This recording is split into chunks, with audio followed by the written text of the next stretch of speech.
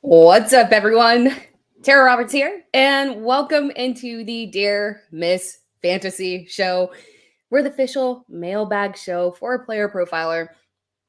Oh my gosh, wild card weekend. That's gonna be the main focus of this episode. I hope everyone thoroughly enjoyed wild card weekend. Oddly wild, emphasis on wild, because we had some crazy shootout games with some unexpected results for somebody, for some of you. Some of you, it was unexpected. I'll take a mild second here, just a second, as a Packers fan, to do some mild gloating here. It was a fantastic wild card weekend for me. I did pick my Packers. I didn't think we were going to beat them that bad, but yeah, crazy wild card weekend. We're going to talk about some of the fallout because obviously there were some big things that happened here in terms of how these teams, shaping how these teams are going to look in 2024. So I'm just going to dive right in because that's going to be the main focus of this show. We're going to talk about that. And of course, we've got some mailbag questions. We have some really good ones that were submitted here, a couple that I really want to dive into deeper. But we'll start off with the wild card fallout here from the playoffs. Oh, this weekend, massive, might have some massive implications for multiple teams going forward. Not just coaching situations, obviously, because there were some jobs that we thought were at risk, and it turns out maybe some of those jobs aren't really at risk as much as the coordinator roles for those teams are going to be at risk. But players still having jobs where they could be long-term, shaky potential here.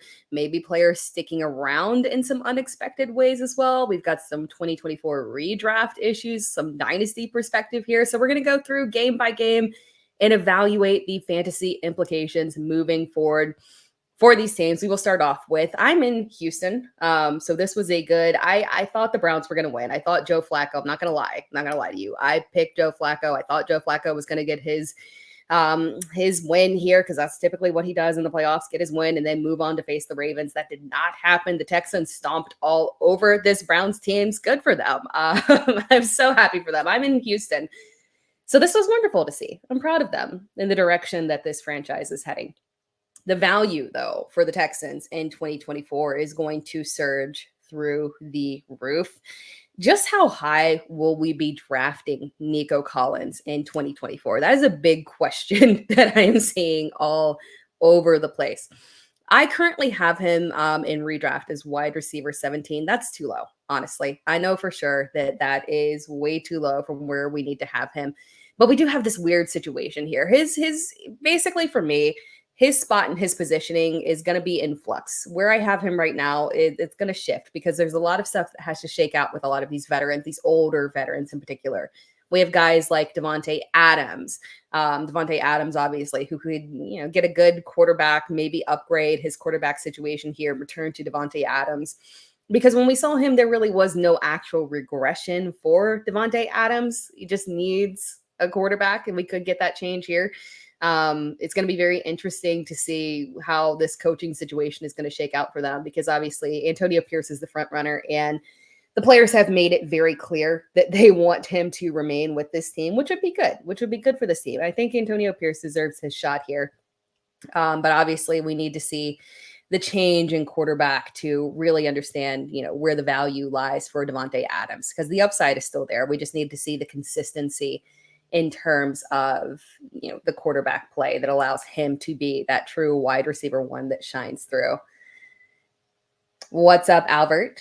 Reminder, we are live here. If you're listening on the podcast, I'm live as well. If you ever want to tune in live on YouTube, and I think on the Player Profiler, Twitter, and Facebook as well, if you want to check that out, always welcome. You can come and chat with me live, and I'll answer the questions live.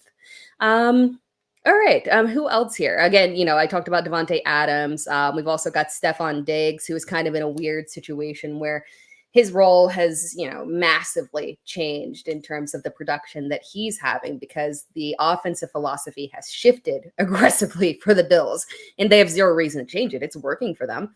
But we knew how Stephon Diggs can be. So we could get into the offseason where right now I don't want to draft Stephon Diggs if he remains with the Bills. I mean, I'll draft him on a discount and whatnot. But Obviously, it's been just the way that this direction has been fantastic for the Bills from a real football perspective, terrible for Stephon Diggs from a fantasy football perspective. And if everything sticks as it is, and I don't see why the Bills would really be seeking to change anything because it's working, we're going to be looking at a massive dip in terms of where we're ranking Stephon Diggs. And he would 100% fall behind a guy like Nico Collins if he remains with the Bills.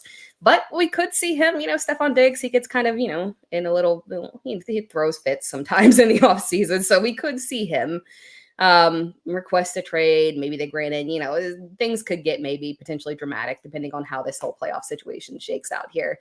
So obviously that's one that's in flux and affecting Nico Collins' value. You got a guy like Mike Evans. We'll talk about him later. So there's a lot of these veterans here that could shift in terms of where I'm ranking them.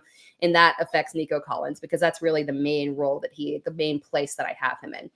But we're looking at him. Obviously, we're going to probably get an injury discount on Tank Dell. And then CJ Stroud, how high are we drafting him as well? He's QB6 for me. I'm not going to lie. I feel very comfortable with him at that position. Very comfortable with him because when we're looking at CJ Stroud and his role as a rookie, the level of upside that he had, the way that he shined in strong matchups, the floor was decent enough. The rushing upside isn't exactly what we would want it to be, but the precision as a pocket passer, he's got everything, in my opinion, to continue to thrive. He's got the weapons locked in, and they should just continue to move forward and progress in a very positive way. So I feel comfortable with CJ Stroud as QB6 for me. That more than likely is not going to change. Then we're also looking at the running back position. That's one that could be in flux here. Devin Singletary, obviously, is a free agent. We talked about that in our previous show here. And we're looking at Devin Singletary. If they re-sign him, he could be another, zero-ish RB target for us. The Texans could re-sign him at good costs. Or they could dip into the free agency market. So there's something that could happen there, depending on how they want to shape this team. They've got the money to do so.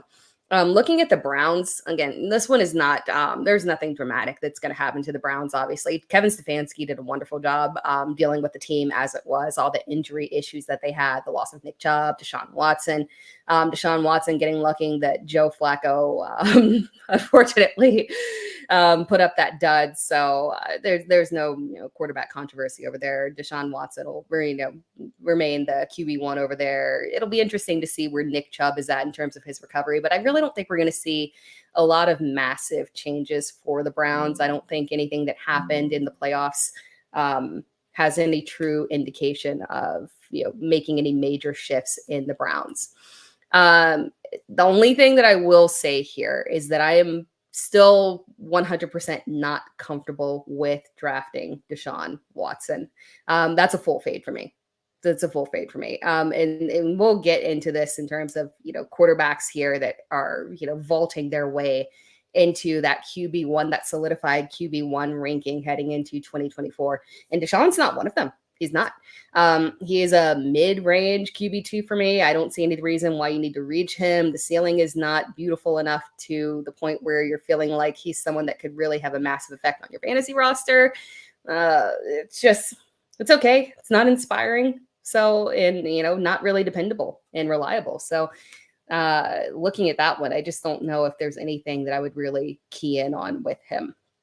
Now, Texans versus Browns, the end result, not super surprising. But one playoff game from wildcard weekend that I think is going to have a ton of implications for us is the Chiefs versus the Dolphins. I think that might have been the final nail in the coffin in terms of the way that we're looking at that Dolphins offense and Tua as a fantasy asset and potentially how he really fits into that Dolphins team moving forward in general. I'll start off with the positive. We'll start off with the Chiefs. And obviously we have not, obviously when we're looking at the Chiefs, Rashee Rice. For me is a major, major target. The way that we were able, the performance and the way that he ended the season, we cannot ignore it. Of all the guys that I'm going to talk about on this list, Rashee Rice is the one for me that you need to be very, very keen on targeting him in drafts because in my opinion, he's shaping out to be the Amon-Ra St. Brown type of receiver where the Chiefs are probably going to invest in another wide receiver. Obviously, Travis Kelce, we're looking at him. There was some regression visually. You could see some regression to where maybe age is starting to creep in on him, and going with this set of, okay, I've got my my wide receiver one of Rashee Rice, my true wide receiver one of Travis Kelce. That's just not going to work out moving forward for the Chiefs. Now, granted, things shift a little bit in the playoffs and they feel like they can move forward that way. But in my opinion, they're probably going to draft or potentially free agency, invest in another wide receiver.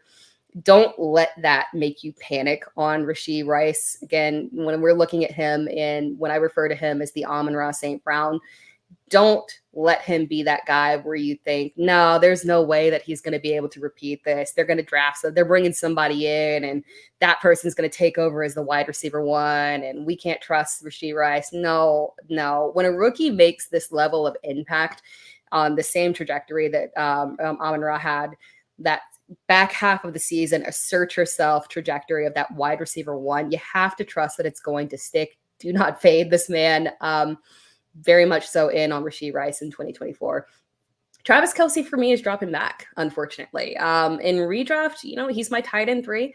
In Dynasty, it's the oh crap, I'm stuck with him situation. No, if you're a contender, you're sticking it out with him. I've got him in one of my Dynasty teams. We're gonna stick it with a painful contender that did not win the championship this year. Oh, it's painful.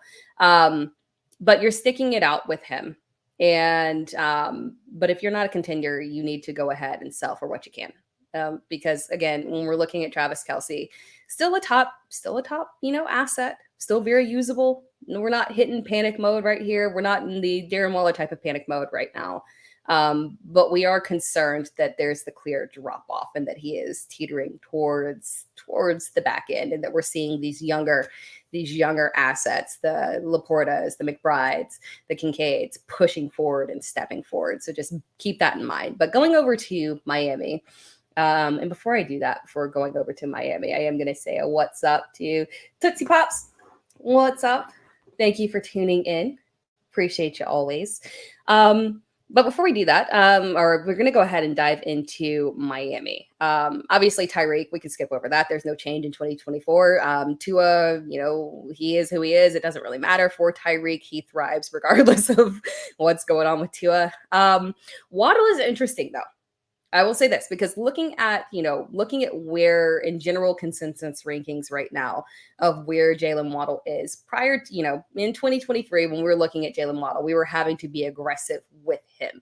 You weren't getting any discount. You were looking at him and drafting him in that, typically, I want to say like that wide receiver 10 to 14 range, teetering back and forth between him and Devonta Smith is those kind of 1Bs that you're taking over those wide receiver ones because you think they have more upside. And, just from a draft perspective, it was just, kind of difficult to work with because of how high you had to draft him. I didn't have a lot of him in 2023 just because of how aggressive you had to be in drafts. I think we see a solid discount here. I think we're going to get a nice little Tua discount here from what I'm seeing, and that Waddle is actually going to be fairly reasonable to draft in 2024, maybe reasonable to acquire in Dynasty as well. So Waddle is one I think that kind of benefits here from the perception that Tua is not the guy long-term in Miami. Because finally you can get him and that talent level at a little bit of a discount here. So that's the benefit here. But the one that I do want to really talk about here that is a little bit, this is one of the toughest ones. I think this will be one of the toughest calls in 2024. Achane, and where are we drafting him? Devon, Achane. In 2023, we saw Miami literally bring back their entire running back room. And what's up to everybody in the chat? I see you all in there. Appreciate you joining in. But last year we saw, or 2023, I say last year, which literally just happened. It's so weird. But we saw Miami bring back literally their entire running back room, inclusive of Jeff Wilson. Obviously, Savon Ahmed was still on his original contract there. So they didn't change anything. They just drafted Achane. And obviously that created, not the best situation for Achane. Mostert stepping up as that clear, RB1, And the weird situation here that I think it's going to make it difficult with Achan and how high we're drafting him, because right now he's looking like a guy who's going to come in as a low-end RB1, high-end RB2 at the lowest. But the problem is that there's zero reason why Mostert won't be with the team next year. There's not a contract issue here. There's no budgetary concerns. His contract is not a major issue. I don't see him being a cut candidate. We're more than likely looking at, a continued split backfield here.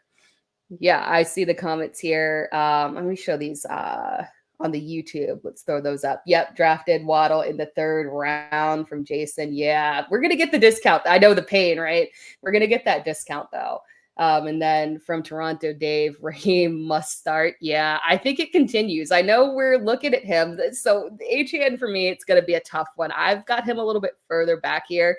And it's going to be hard for me to get to him if we've got Mostert back, because you always want to, you want to push out the aging veteran, but we didn't see any regression concerns with him. And he finally played it had been a while since we'd seen that, a majority healthy season from him.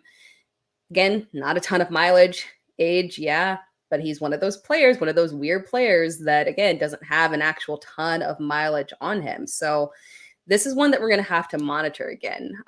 It's tough. All right, sorry. I said he's my RB 12. I think he's in consensus right now for Fantasy Pros, like RB 10 in half PPR. That one, it worries me a little bit. And honestly, for me, that one is the one in terms of running backs that I'm looking at. That one could probably flux down the most, in my opinion, depending on how running backs shake out in free agency. Because you've got guys right now falling behind him, like Josh Jacobs. That's somebody who could obviously push his way up if he finds himself in an advantageous situation. So that's another one that we really got to monitor here. HN is the biggest one here, because from what I'm seeing in the playoff results, I don't think that running back is going to be something that they feel like they have to make any dramatic changes to.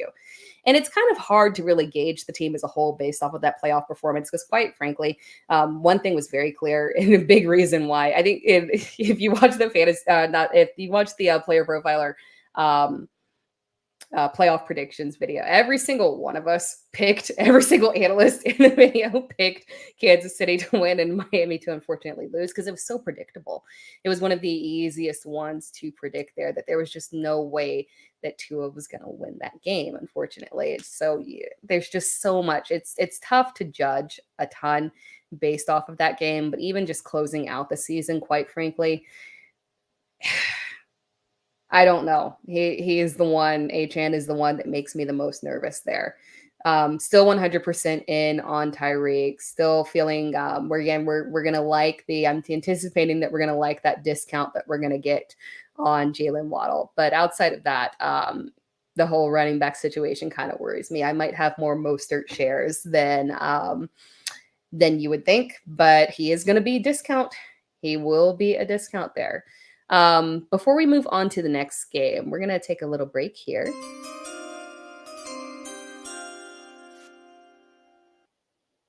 And we are going to hear a word from our sponsors. It has been 2 years since Josh Larkey paved the way for fantasy gamers to start expecting positive returns from pick'em games, specifically underdog pick'ems. And how do you do it? Well, you look at a slate and you find a great shootout or a sneaky shootout. You also look for a shit show game. 3, 4, 5, 6 guys in one game. That's right. You can do it. And you can 100x your payout on underdog. Think about week 1. Jets-Bills was a shit show. Did we see the Aaron Rodgers injury coming? No, but we knew the Jets have a good defense. We knew the Bills have a good defense. Why not expect the worst? And the worst is what we got. So if you had gone Dalvin Cook less than, Garrett Wilson less than, Aaron Rodgers less than, Josh Allen less than, Gabriel Davis less than, boom, boom, boom, boom, boom, boom, boom. You can go 6 for 6. Same thing in week 2. Week 2. Sneaky shootout there in Philadelphia. Minnesota's going to be in comeback mode, so we'll go Cousins, Jefferson, Hawkinson, more than, Madison, less than, but also Swift, more than. Boom, boom, boom, boom, boom, boom, boom, Boom! That's how you do it with the Underdog Pick'ems, and you use promo code Underworld to get a 100% instant deposit match up to $100. You put in $100, Underdog matches that deposit up to $100 with promo code Underworld. Go start picking.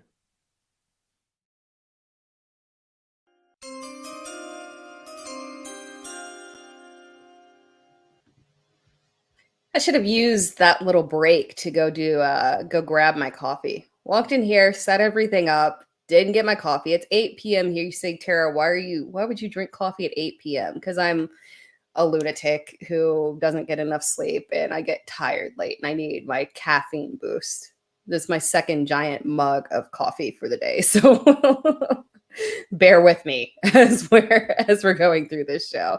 All right, we're gonna move on to, if you looked at the thumbnail, which I love, by the way. If you looked at the thumbnail of this show, we will be talking about now my featured topic of the Packers versus the Cowboys. I will not be doing any gloating in this one. You guys know, y'all can y'all can gloat for me. I'm a clear Packers fan. I don't hide that. But we're going to talk about the Cowboys here. Mike McCarthy lives. Mike McCarthy lives to see another day. I know we all thought. I was prepared to, I was prepared for the move on situation here of Mike McCarthy potentially being fired. But nope. Jerry said no. He is confident in Mike. He said they are close. They're on the cusp of greatness here. And Mike McCarthy lives.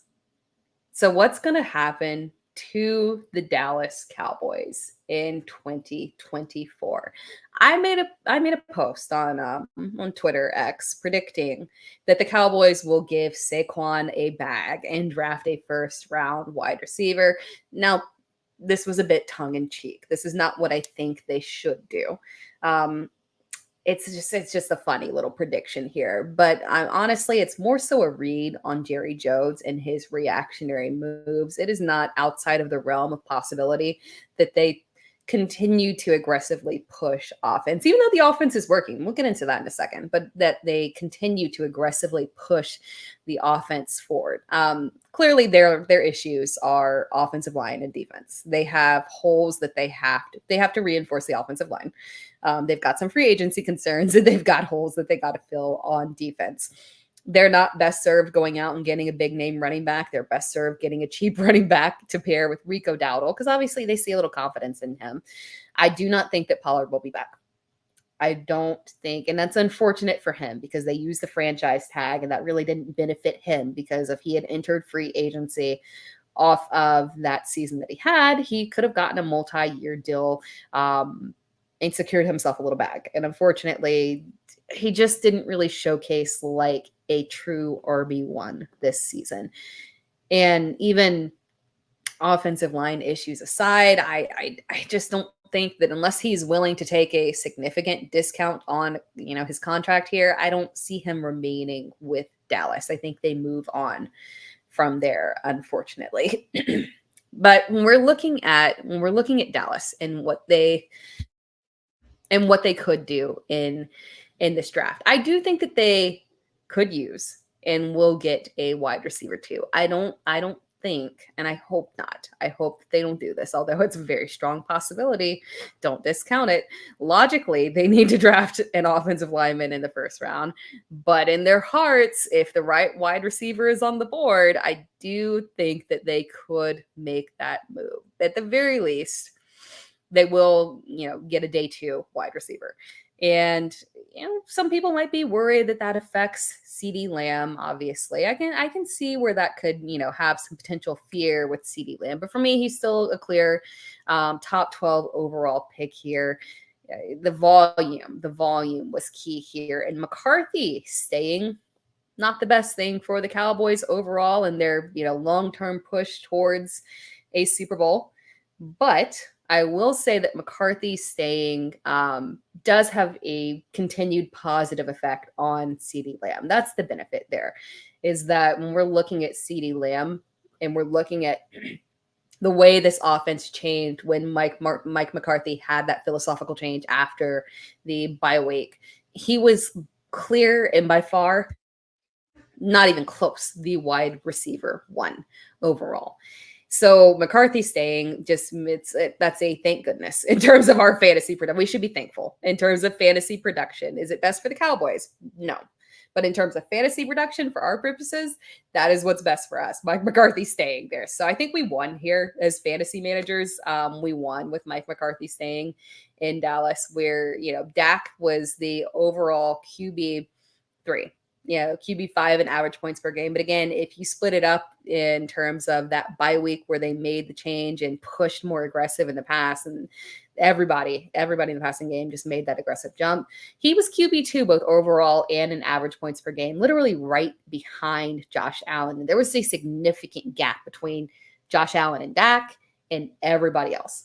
And, more than likely that should continue on a similar path here with Dak and Mike McCarthy staying together. I will say that he is the Fantasy Pros ECR has him at QB5. He is my QB8 right now. I know that is low. I've got Fields, Stroud, and Richardson ahead of him just because I'm willing to take that risk and that true upside and take the risk there on those guys, assuming Fields stays in Chicago, versus, the flux that could technically happen with Dallas. I do think it's still relatively safe, but there's always the risk that they do try to get just a tiny bit run heavier if they do actually go and sign someone in free agency. So depending on how free agency shakes out there, I could kind of bend back and forth on Dak, really. But it's still a good range for him. I think even at QB5, you're still getting a decent discount on him. So again, from a fantasy perspective, the Cowboys losing probably benefits us in a decent way because they seem bound and determined to feel confident that the offense is not the issue. So they'll keep rolling forward with it as is. Again, Tony Pollard is the only person who I think kind of, fails here. Side note here, there was and I should go put it on my Twitter after this. I think I'll go put it on my Twitter after this. I saw a TikTok and I don't have the guy's username, but there was a TikTok of a guy comparing the Dallas Cowboys and Jerry Jones to a restaurant owner, and how a restaurant owner, a flashy restaurant owner. And it's just it's a super good comparison. I won't dive into it because it'll take too long, but just look, go on TikTok and search Dallas Cowboys restaurant owner, or maybe I'll put it on my Twitter after, because the comparison is eerily good. And I think it kind of reinforces that fact that the Cowboys, stability wise, in terms of Dak and CD, very, very strong, in my opinion. So, but not a good thing for the Cowboys overall. Fine from a fantasy perspective, because they're just going to continue to push the same type of offense because it's working enough. It's working enough as is. Moving on to the Green Bay Packers. Jordan Love. Jordan Love is my QB12 in terms of redraft heading into next season. I want to be higher. I could get higher on him. It is just difficult because honestly, we have a wealth of talent in terms of 1 through 12, and even just a tad bit more beyond that as well. QB is very deep right now, in my opinion. And even at QB12, I'll say this, we're still getting an excellent discount on Jordan Love. And, oh man, I mean, the fact that the floor that he's shown us, the ceiling that he's shown us, hitting 30 fantasy points multiple times, just the level of consistency, all with a first-year starter. Man, and his pass catchers being very discounted as well, in my opinion. And I do predict that people will, I think his pass catchers will stay discounted. Maybe Jaden Reed might be the only exception here. I'll show this comment here by Anthony, because I completely agree. Yeah, the young set of pass catchers here. And from a fantasy perspective, in my opinion, we will continue to see them at strong value. Because when you're looking at them, people get worried when you have that many. There's truly no clear wide receiver one. There's truly no clear wide receiver one in there. You can say Jaden Reed, You can say that there is, maybe there's some kind of, bouncing. I don't think too many people are saying that, but Romeo Dobbs stepped up, maybe a Christian Watson bounced back.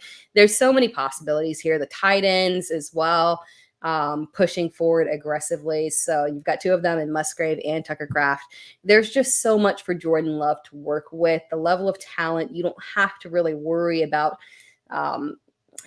if, let's say Deshaun Watson in Cleveland, since we just talked about Deshaun Watson in Cleveland, let's say Amari Cooper goes down, that obviously massively affects the value for Deshaun Watson. Jordan Love, Jaden Reed goes down, the show goes on because they've got so much talent overall. So he's a very safe late round stab at quarterback, and all of them should be fairly discounted. And I want to say that the person who I actually find the most interesting in all of this is actually Aaron Jones.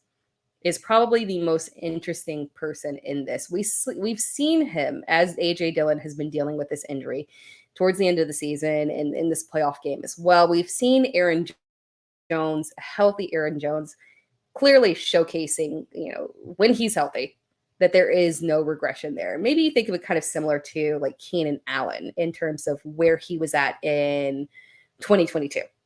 And Keenan Allen was somebody who in 2023 I drafted very aggressively because, again, when I see you dealing with health issues in one season and you finally get healthy towards the end of the season and you don't visually look like you show any signs of regression, you still look like the top player that you were previously, you were just dealing with some injuries that kind of held you back for the majority of the season. There's no reason that is 100% going to carry on to the next season. And that's exactly what we saw with Keenan Allen. Now, granted, obviously you had that end of the season injury. More so, in my opinion, he was sat because there was nothing to play for. You had no Justin Herbert in an actual competitive situation. More than likely he would have been back. But I think kind of that's a good comparison for Aaron Jones, a player who dealt with this hamstring injury all season long, was very limited, underwhelming, burned us all in terms of if you drafted him, it was not a happy season for you. And then finally got healthy, A.J. Dillon dealing with the injury, and we finally saw Aaron Jones being Aaron Jones, no visual sign of regression with him. But when I'm looking at him and where he's being drafted next year and the value that he has as well, if you're wanting to, invest in someone in Dynasty, cheap running back contender. Aaron Jones is somebody who I think is an excellent target because health is the only issue here that he was dealing with. I'm willing to take that risk of him coming back healthy in 2024 and having that huge upside. And we've got A.J. Dillon hitting free agency. He could take a discount, come back, be with Packers, because Aaron Jones has been doing that consistently. We kept thinking that A.J. Dillon was going to get his shot to be the RB1. We didn't get that because Aaron Jones kept taking that hometown discount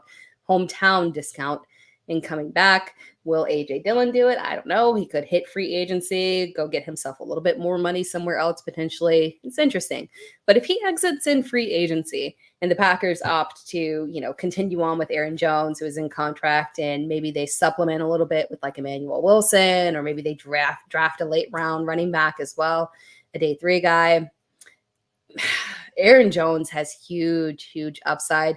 And because of the injury situation and because of the disappointment from 2023, we're getting a massive discount on him. I don't think he's going to crack a top 20 back in terms of where you're going to have to draft him. It's very possible. It's very possible, depending on how free agency shakes out. Maybe you get obviously, you get Derrick Henry moving on, that moves up Tajay Spears. So we've got some guys being drafted a little bit later that are going to move up in flux. It's very possible that Aaron Jones could be drafted outside the top 24, maybe not even an RB2, could legitimately be a 0 RB king. So just keep your eye out on that one. That is someone that I could potentially see myself hanging my hat on in 2024. As a very fine kind of mid-round 0 RB target there to take that risk on with him. Then moving on to the Bills and the Steelers game. Obviously nothing for us to talk about with the Bills. The Steelers is interesting though. Mike Tomlin, after straight up walking out on that press conference, which was kind of hilarious. will be returning in 2024. I did. It was kind of funny how he came back and said he was in a better mood. Like the next, was it yesterday or earlier today? Came back and said, "I'm in a better mood now. Do you want to ask me about any contract questions?" But he's back. He'll be back for at least next year. And they confirmed that Kenny Pickett is the QB1 moving forward, for what that's worth. But he'll have competition. So what that tells me is that your QB1 in name for right now, in terms of who's on that roster with Mason Rudolph and Mitch Trubisky, although I think one of the two won't be. I think it's Trubisky or Rudolph that theoretically would not be there. One of them will not be there. I think that they are going to make some, I don't know if it's going to be free agency. I don't know if they're going to try and find someone in the draft that competes with Kenny Pickett, but I don't think that Kenny Pickett's going to have a stronghold on this job by any means. We're going to be in a competition situation between him and somebody else. And when we're looking at, do they truly want to try and start over with another rookie quarterback, take that risk? They don't have a high first-round draft pick. They could trade up, but I don't know if they want to invest that type of capital. It's not really typically the way that they operate here. So maybe we get a free agency situation of somebody. Maybe they pursue somebody else to try and take over that spot. So that's one to watch out for here, because obviously that has a massive effect on our guys, guys in terms of George Pickens, Deontay Johnson, Pat Freiermuth. Goodness, oh my gosh, Pat Freiermuth, obviously, who was wildly disappointing. But if they can adjust and upgrade the situation at quarterback, obviously the shakeout from the playoffs here, I think that's the big takeaway for Pittsburgh, is that we will 100% see them move on at quarterback, and they make a push in free agency potentially. And then the other one, obviously, that we want to talk about here before we move on to some additional mailbag questions here, is the Eagles versus the Bucks. Y'all might think I'm crazy on this one, but the situation in Philly, I don't think it's as dire as people are making it out to be in terms of the offense. The Eagles took a nosedive at the end of the season. Terrible. Don't get me wrong. I'm not excusing it whatsoever. But it's a little bit different from, like, let's say the Miami Dolphins situation, where we consistently saw throughout the entire season that when they were faced with these difficult situations, these difficult games, they would fail. There was a very clear pattern here throughout the entire season.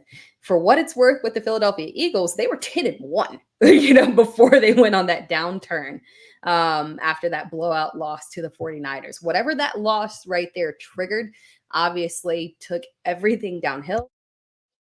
But prior to that, they weren't really on the struggle bus here. They had wins over Miami, Dallas, Kansas City, Buffalo. This was not a kind of situation where they were just beating up on bad teams. So call me crazy. Tell me that I'm wrong. I'm perfectly fine with that. But I don't think that Philly is in the panic situation that people think they're in. I think what we saw here is that Nick Sirianni got exposed as a head coach, that he is highly dependent on his coordinators. And that's not a terrible thing. You need your coordinators to be those guys.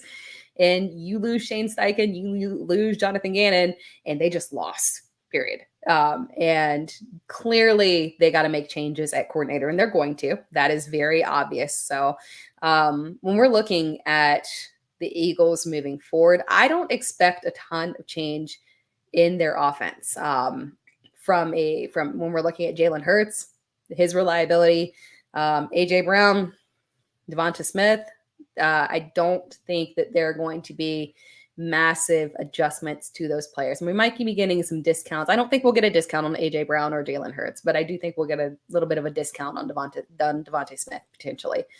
The only potential change that we could see here is the running back situation. Obviously, DeAndre Swift is a free agent. So, depending on how they want to approach that situation, that could be somewhere where we see a major change. But obviously, they've got to spend most of their money on their defense and potentially their offensive line, in terms of, we don't really know. It sounds like Jason Kelsey is potentially retiring here, but they've got some issues. And I don't think that our fantasy purposes, our skill positions there are going to be massively affected. Any major changes there at all.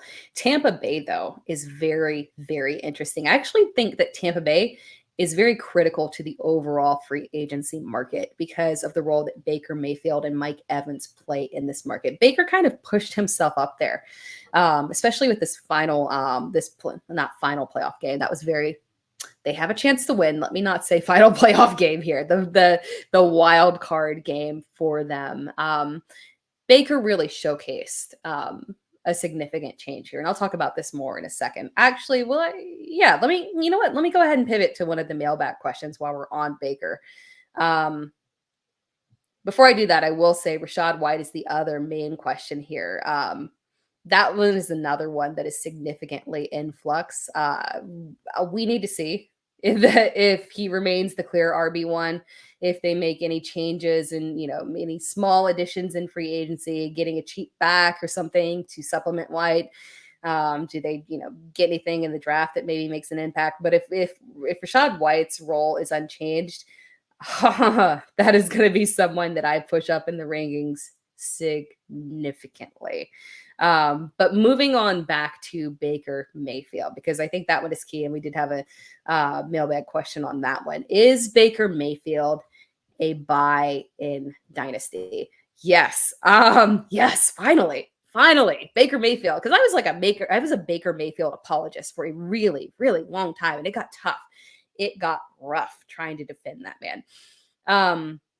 But I think this is the time where you can actually finally go out and buy him on the cheap, because I think Baker is one of those players who, despite the fact that he had an overall very strong year and was a solid streaming option throughout the season, I think he's one of those players that people will believe that they're offloading and bailing out while they can. But I will say this. If another team doesn't outbid Baker and he remains with Tampa Bay, if Tampa Bay re-signs Mike Evans as well, and if Dave Canales is still the offensive coordinator there, and we don't have like Seattle going and poaching him and bringing him back, if everything remains the same, I truly think that the value that you're getting on Baker Mayfield, and you got to do it now. Don't wait until they re-sign Baker or wait until they re-sign Mike Evans. You won't be getting a significant discount. You got to take that risk now and do it.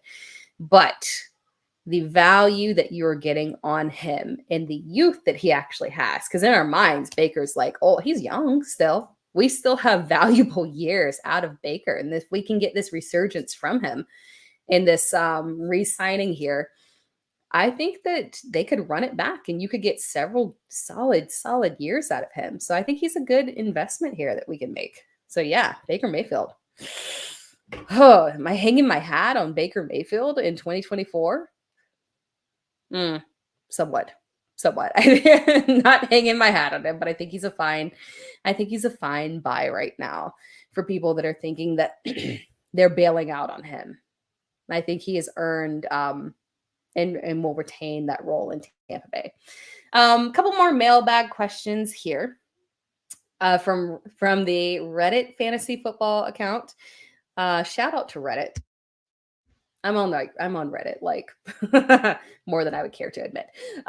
Yes, but shout out to this question from Reddit, from the Reddit fantasy football account.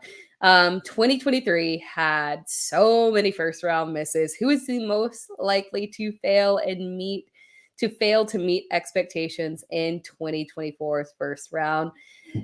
Easy answer here is CMC. I hate to say that. And he's my 101. Don't get me wrong. I'm not fade CMC or anything. But the easy answer is CMC, just because of the whole RB1 overall repeat issue and the fact that CMC has literally played a role in that, where we've seen him be the RB2 overall and then finishes the RB1 overall and then literally failed to play the majority of the season. So unfortunately, yeah, that's the easy answer here. But the less easy answer, and then that's why I don't like the 101. I like the flexibility to be able to choose. to be able to choose where I'm going. But yeah, CMC is still my 101, but I will say, unfortunately, just due to the history of overall RB1s, unfortunately, he is probably the riskiest and most likely to fail to meet expectations, just statistically based off of that, not because of CMC, just statistically because of that. But other than CMC, Kyren Williams. I hate to say it. I really do, because I love Kyren. I think his workload is solid. I think he's going to remain the RB1 for the Rams. I don't think that they're going to dip into free agency and go invest in somebody because they've got so many other problems to solve. A running back is clearly not one of them. I don't think that they're going to draft anybody that's going to take Kyren's spot. So I think he retains his role, and he is a top 12 pick for me. That said, unfortunately, it's tough to deny that he really isn't built for an RB1 workload. He thrives on it. He does very well with it, but I don't know if it's really for him and for his body. He's still a top 12 pick for me because I make my best effort not to fade somebody. I don't fade players based off of perceived injury risk, because as we have seen time and time again, injury hits you if you're young. A hamstring doesn't just come if you're a 30-year-old Keenan Allen. A hamstring can get you if you're a spry Justin Jefferson. It can get anybody. So again, I don't try to predict injury risk with unless there are certain players that you can obviously take account into it, like a Kadarius Toney and a multi-year issue. There's obviously times where you can do that. But when it comes to fading somebody because he is smaller and maybe might be a little bit more at risk of injury, I tend to try not to do that. But you can't deny that there is the potential there for that issue with Kyren Williams. And then I will say one more. One more is Jonathan Taylor. JT is a guy that obviously thrives off of touchdowns. And right now he is coming in as a back end first round pick. For me, he is not in my top 12, and he will not move up into my top 12. There's zero scenario where that is going to happen in my rankings. It's going to be interesting to see how they adjust this offense to Anthony Richardson and the usage at the goal line, because we haven't seen the two intertwine and mesh in terms of how goal line touches for Anthony Richardson and goal line touches for Jonathan Taylor, how those are going to work out together, unfortunately. That's the only issue that I see there for him, and why I can't put him in my top 12. I'll draft him in the second round for sure. On a discount, no problem. Is he a top 12 pick for me? No, because he needs those touchdowns, and I don't know if I am willing to risk it there specifically with Jonathan Taylor, just because he doesn't have the avenue to get there in another way in terms of being a top 5 back. He needs those touchdowns. Then we're going to move on to one more mailbag questions. What's up? What's up to Robert Thomas? Appreciate you joining in here. Let's see. The last question is this the last one? Yes. The last question that we have here is, who is your guy in 2024? I don't have an official guy yet, although as I talk through this, I think maybe I actually do have an official guy. But I will tell you this. Let me start off with this one, because we were just talking about Jonathan Taylor and Anthony Richardson. So I'll transition over to this one. I think Michael Pittman, will be one of the most controversial receivers in 2024. You will have your loyalists like me. I'm a Michael Pittman loyalist who are drafting him. We are not fearful of Anthony Richardson. We know that Pittman is the clear wide receiver 1. He is a target hog. He is a guy that is getting you double-digit targets. He's getting yardage.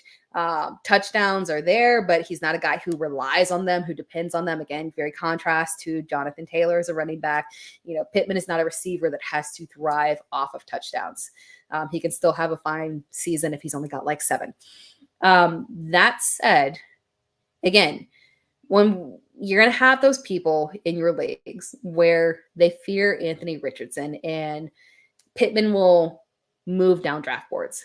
I don't know that he will be drafted as a top 12 wide receiver, and I think he is very deserving of being a top 12 wide receiver when we look at him his body of work, his reliability, and the level of targets that he has been able to garner with a wide variety of quarterbacks over his career. And this is assuming, obviously, he's a free agent. So this is assuming that he is re-signing with Indianapolis. But when we're looking at this, I'm not going to let, and this is it, we have no sample size of Anthony Richardson to say that Anthony Richardson is bad for Pittman. But we have a ton of sample size of Pittman with literally any quarterback succeeding. And we have literally 2 full games last year of Pittman and Anthony Richardson. One was a 20-point performance in week 1, a little bit over. I think it was like 23 points or something like that. He was a target hog. He was fantastic. And then we have one terrible, horrible performance against the LA Rams where Anthony Richardson only completed 11 passes and Pittman caught one of them. It was a weird game. It was a weird game where the tight ends were like hyper targeted. He threw 2 touchdowns to tight ends, which is weird because we don't have massive involvement from the tight ends in Indianapolis. So I don't think there's a massive sample size for us to say we've got to fade Pittman, because I've seen that, man, people saying we can't draft Pittman, Anthony Richardson, it's a liability to Pittman. I'm not on that. Pittman will still continue to be my guy, and that is not going to change. And I will say another person that I might take a good bit of in drafts at discount, oddly enough, is Marquise Brown. Now we have to see where Marquise Brown lands, because he is a free agent. He could be back with Arizona. Maybe they, decide that they want to re-sign him and obviously, potentially use that top pick as a, jump off for drafting a guy like Marvin Harrison or Malik Neighbors. So Brown could obviously not be the wide receiver 1 there, but I liked what I saw from Kyler Murray at the end of the season. Obviously, he was not himself. He didn't have the proper offseason to prep and prepare. He came in cold. And from what we saw in terms of the production, I didn't hate it. It wasn't typical Kyler Murray, but it was good enough that I feel, decently confident that Kyler in a healthy offseason is going to return to similar to what we saw before. And Marquise Brown is somebody who, even if he goes over to another team, if he remains with Arizona, if he goes over to another team, regardless, you're drafting him likely as a 100 overall pick or later, like 100 overall at best, as a guy that you're putting on your bench. The level of upside and the level of talent that he has is a guy that you don't actually have to draft, not even for your flex position. Yeah, I'm probably going to take a lot of Marquise Brown. I know it's not inspiring, but I will say that I think there is some potential of hidden value there in terms of a massive discount that you're going to get on him. Very similar to Pittman, actually, because you were able to get Pittman at a decent discount in 2023. And then another guy who definitely will be one of my guys in 2024, late round dart throw. You should 100% be targeting Dontavian Wicks in all your drafts. Seriously, 100% walk away with Dontavian Wicks as a late round target. In an offense where literally any wide receiver can go off like Green Bay, just draft the one that is coming in last, and that's Dontavian Wicks. And legitimately, he looks better than Watson to me. The routes look crisper. I think he's just as strong of a deep threat. I think he will still get significant play even with a healthy Christian Watson. So I think Dontavian Wicks is somebody who is a fine late round dart throw just because of the massive upside that he's shown and the reliability. But that's it. That wraps things up. I appreciate you all joining in and sticking around and saying hello to me. Again, this is the Dear Miss Fantasy show with Player Profiler. If you have any questions, as always, you can hit me up on Twitter at It's Tera Time, ITSTERATIME. Tag me. I will respond. If you want me to include a question in the mailbag show, that would be wonderful. And you can tag me multiple times. I don't care. And if you're listening to this on the podcast version, please subscribe. That would be greatly appreciated. If you're watching this on YouTube, make sure that you're liking the video. That would be amazing. Drop me a comment afterwards. I will reply. And then make sure that you're also following Player Profiler as well and subscribe to them. But that wraps things up. Appreciate you all joining in. I will catch you again next week. Enjoy the playoffs and have a wonderful weekend.